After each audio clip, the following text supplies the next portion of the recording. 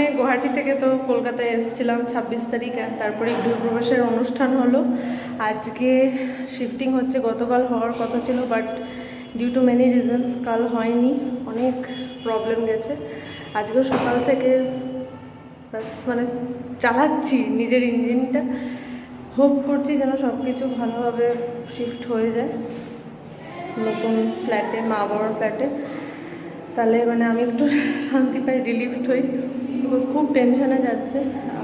মা বাবা যাকে ঠিক করেছিল তারা ফাইনালি আসেনি গতকাল, সো আমি আবার নতুন করে ঠিক করে নিজের দায়িত্বে সব শিফটিং করাচ্ছি। একটু ভয় আছে বাট হ্যাঁ মানে কিছু করার নেই।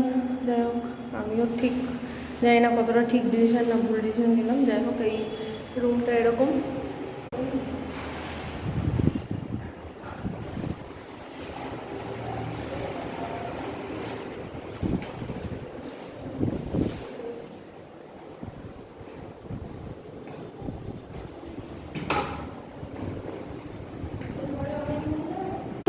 That's it. এখানে মা বাবা ছিল বেশ অনেক দিনই ছিল, 2023 থেকে ছিল। সো আর আধ ঘন্টা এখান থেকে বেরিয়ে যাব আমরা।